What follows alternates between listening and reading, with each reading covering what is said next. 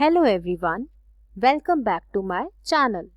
I hope you all are doing good and enjoying learning with me. जैसे कि हम हमेशा करते हैं कि हम इनोवेटिव एग्जाम्पल्स के साथ टॉपिक को समझते हैं, आज के वीडियो लेक्चर में भी हम वही करेंगे। तो आज का वीडियो लेक्चर है एटीट्यूड के बारे में। इसमें हम डिस्कस करेंगे meaning, definition, sources, components and functions of attitude. तो आइए स्टार्ट करते हैं आज का लेक्चर और सीखते हैं एक नया टॉपिक नई एनर्जी के साथ।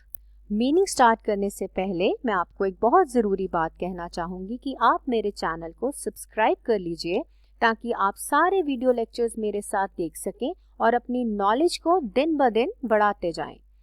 मीनिंग समझने से पहले थोड़ा सा रिकैप देती हूँ। जैसे कि मैंने परसेप्शन की पूरी सीरीज बनाई है, उस सीरीज के अंदर हमने प्रोसेस पढ़ा है। तो परसेप्शन के प्रोसेस का जो एंड था वो था आउटकम। उसमें हमने पढ़ा कि एटीट्यूड जो है वो आउटकम है परसेप्शन का। तो आई सजेस्ट कि आप पहले परसेप्शन की वीडियोस देख लीजिए ताकि आपको इस टॉपिक को समझने में आसानी हो। उन वीडियो का जो लिंक है वो मैंने डिस्क्रिप्शन बॉक्स में दे दिया है, आप वहां से देख सकते हैं। आइए अब स्टार्ट करते हैं मीनिंग के साथ। एटीट्यूड क्या होता है? एटीट्यूड होती हैं इवैल्यूएटिव स्टेटमेंट्स।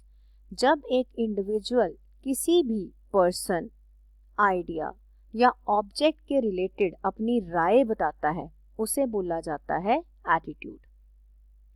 कॉमनली एटीट्यूड को जब एक्सप्रेस किया जाता है तो उसके अंदर कुछ एक खास वर्ड्स को यूज किया जाता है, जैसे प्रेफर, लाइक, डिसलाइक, हेट या लव।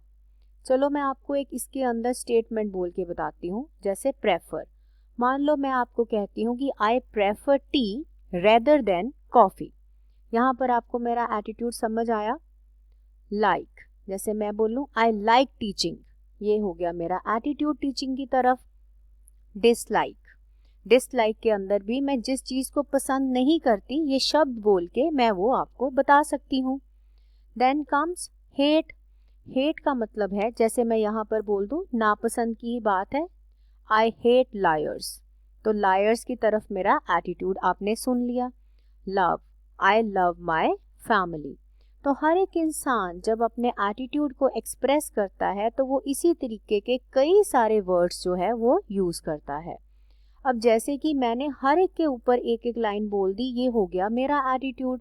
तो हर एक ह्यूमन बीइंग अपने अंदर हजारों एटीट्यूड्स रखता है। हर चीज़ की तरफ, हर एक इंसान की तरफ, हर एक आइडिया की तरफ हमारा एटीट्यूड होता है। अब मैं आपको इसे एक एग्जाम्पल से समझाती हूँ। आइए स्टार्ट करते हैं एग्जाम्पल को। एटीट्यूड को एक्सप्रेस करते समय हम कई सारे वर्ड्स का यूज़ कर सकते हैं, अलग अलग वर्ड्स आ सकते हैं। जैसे फर्स्ट इमेज को देखिए, यहाँ पर आपको एक लड़का दिख रहा है जो क्रिकेट खेल रहा है और वो बोलता है आई लाइक क्रिकेट। ठीक है, यहाँ से आपको पता लगा कि उसका फेवरेबल एटीट्यूड है, वो पसंद कर रहा है खेलना। दूसरी इमेज को देखिए, वहाँ पर जो एम्प्लॉई है उसके ध्यान में क्या बात आ रही है? आई हेट माई बॉस, मतलब उसका एटीट्यूड अनफेवरेबल है, मतलब नेगेटिव है। तो एटीट्यूड का मतलब है एक्सप्रेशंस। जब एक इंडिविजुअल एक्सप्रेस करता है अपनी फीलिंग्स को। लाइन के अंदर मैंने लिखा है कि ये रिलेशनशिप को इस्टेब्लिश करता है सेल्फ, मतलब इंडिविजुअल की, किसके साथ? एटीट्यूड ऑब्जेक्ट के साथ। अब ध्यान से समझिए, पहली वाली इमेज के अंदर एटीट्यूड ऑब्जेक्ट है क्रिकेट और वो उसके लिए पॉजिटिव है। दूसरी इमेज के अंदर एटीट्यूड ऑब्जेक्ट है बॉस और उसकी तरफ उसका एटीट्यूड नेगेटिव है। तो एटीट्यूड जो है वो चीज़ों की प्रति, लोगों की प्रति और आइडियाज की तरफ भी हो सकता है। नाउ कम्स डेफिनेशन मैंने यहाँ पर ली है रॉबिन्स की। Attitudes are evaluation statements. ये मैंने आपको अभी अभी समझाया है कि ये एक स्टेटमेंट होती है।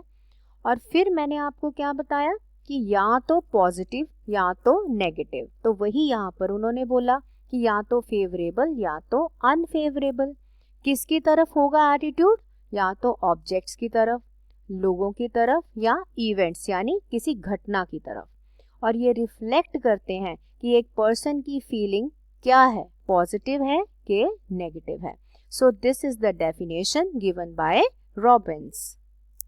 अब आ जाते हैं सोर्सेज कि एटीट्यूड बनने के या एटीट्यूड फॉर्मेशन के क्या क्या सोर्सेज हो सकते हैं। सबसे पहला सोर्स होते हैं हमारे अपने पेरेंट्स। जब हम बड़े हो जाते हैं तो हमारे पीयर्स, जैसे अगर हम पढ़ रहे हैं तो जो बच्चे हमारे साथ पढ़ रहे हैं, पीयर्स।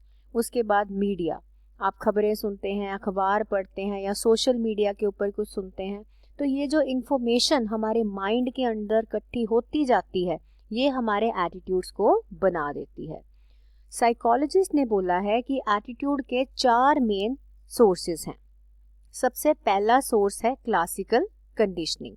क्लासिकल कंडीशनिंग का मतलब होता है लर्निंग थ्रू एसोसिएशन, यानी कि जर्नल आइडिया। जब हम किसी बिहेवियर को एसोसिएट कर देते हैं कि ये अच्छा है, ये बिहेवियर बुरा है, तो जर्नली सोसाइटी में जो आइडिया चल रहा है हम भी उसी आइडिया को मान लेते हैं। तो ये एक लर्निंग का ही तरीका है जहाँ पर हम बनी बनाई बातों को मान लेते हैं, अपना लेते हैं, यानी जैसे चलता आ रहा है हम भी उसको ही मान लेते हैं और चीज़ों की तरफ उसी हिसाब से अच्छा या बुरा सोचने लग जाते हैं। दूसरा है ऑपरेंट कंडीशनिंग।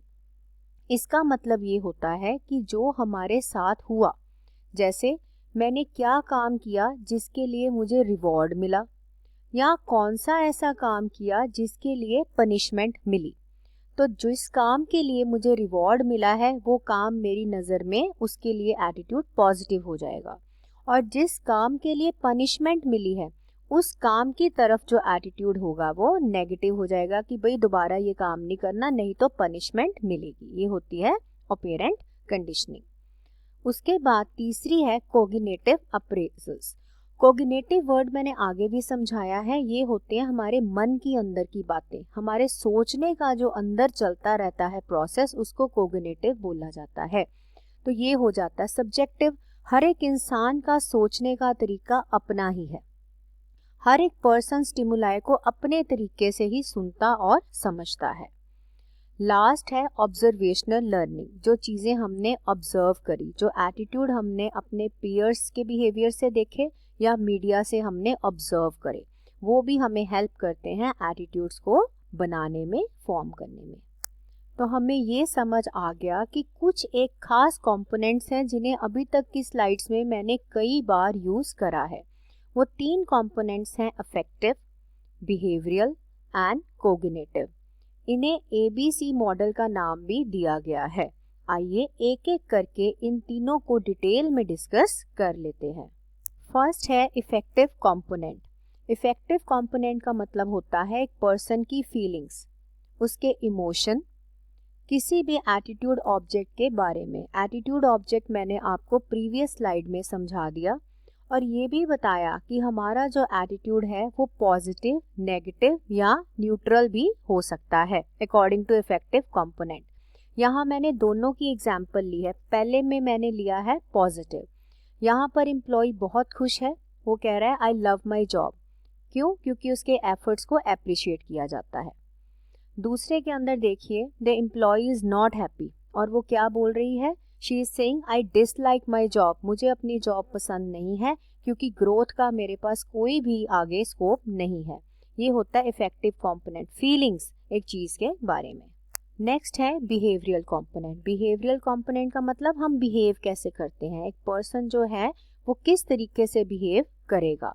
जैसे मैंने अभी पिछली स्लाइड में नेगेटिव में आपको बताया कि लड़की कहती है कि आई डिसलाइक माई जॉब क्योंकि ग्रोथ का स्कोप नहीं है, तो उसका बिहेवियरल कंपोनेंट उसको कैसे मोटिवेट करेगा, वो ये सोच लेती है कि आई विल रिजाइन टुडे, मैंने इस जॉब को छोड़ देना है और नई कंपनी में अब मैंने जॉब ढूंढनी है। तो देखा, यहाँ पर उसने एक्शन लिया अपने इफेक्टिव कंपोनेंट से, जो उसके अंदर फीलिंग्स आई उस फीलिंग को ध्यान में रखते हुए उसने एक एक्शन लिया जिसे बिहेवियरल कंपोनेंट बोला जाता है।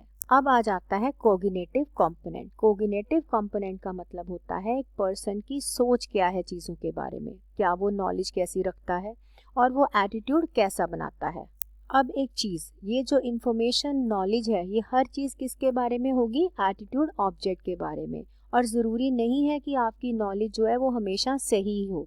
यहाँ पर एक लड़की है और वो अपने एक और कलीग को देख रही है जो किसी और कंपनी में काम करता है, और वो ये सोच रही है कि मेरे फ्रेंड्स ने बताया कि इसकी कंपनी में ज़्यादा प्रमोट करते हैं, पहले जल्दी से प्रमोट कर देते हैं, काश मैंने इसकी भी कंपनी ज्वाइन की होती। अब ज़रूरी नहीं है कि उसकी ये इन्फॉर्मेशन सही हो, लेकिन इसी इन्फॉर्मेशन के हिसाब से वो अपनी कंपनी के बारे में, अपनी जॉब के बारे में और दूसरी कंपनी के प्रति अपनी राय बना लेती है। तो कोग्निटिव मतलब सोच, हमारे मन के अंदर, दिमाग के अंदर जो बातें चल रही हैं। Now comes function of attitude. There are 4 functions. अब एक एक करके हम इन चारों फंक्शंस को डिस्कस करेंगे। सबसे पहला फंक्शन है एडजस्टमेंट। ये वर्ड आपने वैसे भी बड़ी बार सुना होगा कि एडजस्ट कर लो थोड़ा सा। तो एडजस्टमेंट का मतलब है वर्क इन्वायरमेंट में हम चीज़ों की तरफ जब अपने बिहेवियर को बदल लेते हैं, तो हम क्या करते हैं, जो चीज़ें हमें प्लेजरेबल लगती हैं या जिन चीज़ों से हमें रिवॉर्ड मिलते हैं उनकी तरफ हम पॉजिटिव हो जाते हैं, और जिन चीज़ों से हमें कोई पनिशमेंट मिलती है या अनप्लेजेंट लगती हैं उनसे हम दूर हो जाते हैं। तो इसे यूटिलिटेरियन कंसेप्ट भी बोला गया है, क्योंकि हम चीज़ों की यूटिलिटी को देखते हैं और जो हमारी पनिशमेंट के चांसेस हैं उन चीज़ों को हम कम से कम करने की कोशिश करते हैं।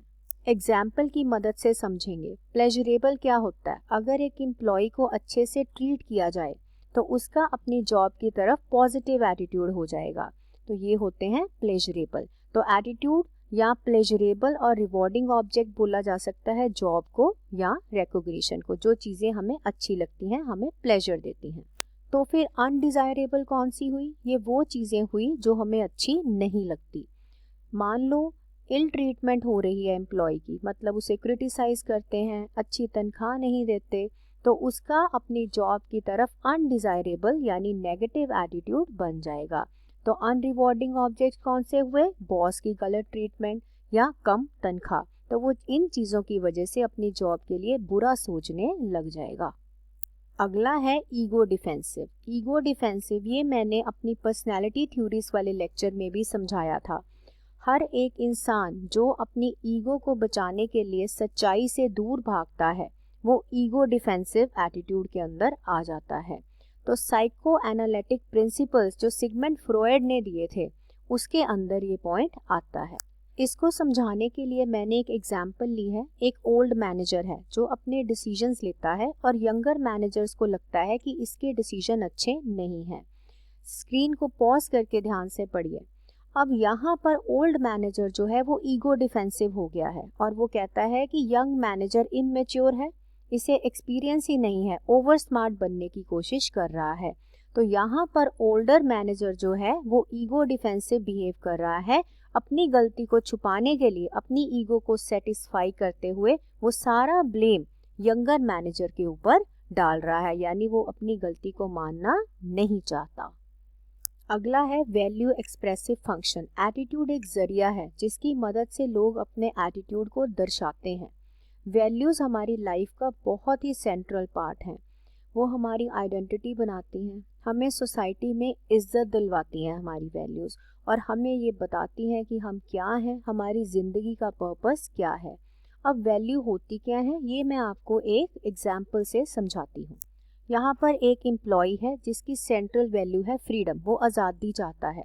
तो वो क्या पसंद करेगा, डिसेंट्रलाइजेशन, यानी उसके डिसीजंस वो खुद ले, फ्लेक्सिबल वर्क हो, शेड्यूल, शाम को काम करो, सुबह काम करो, और ड्रेस कोड ना हो। अगर ये सारी चीज़ें होंगी तो जॉब की तरफ उसका एटीट्यूड पॉजिटिव हो जाएगा। एटीट्यूड का यहाँ पर बहुत बड़ा रोल है हमारी नॉलेज चीज़ों की तरफ कैसी है। नॉलेज की मदद से ही हम चीज़ों को प्रिडिक्ट करते हैं, कंट्रोल करते हैं, और कभी कभी स्टीरियोटाइप्स भी डेवलप कर लेते हैं। कुछ एक स्टीरियोटाइप्स प्रोफेशन के रिलेटेड भी हो सकते हैं कि ये जॉब सिर्फ आदमियों के लिए है, जैसे फायरमैन, ट्रक ड्राइवर, या ये जॉब सिर्फ लेडीज़ के लिए है, टीचर, नर्स, ऐसा भी सोचा जा सकता है। तो इसके साथ ही हमारा आज का टॉपिक कंप्लीट हुआ। मिलेंगे नेक्स्ट वीडियो लेक्चर में, एंड आई होप हम जुड़े रहेंगे। Stay connected and do subscribe my channel. Thank you everyone.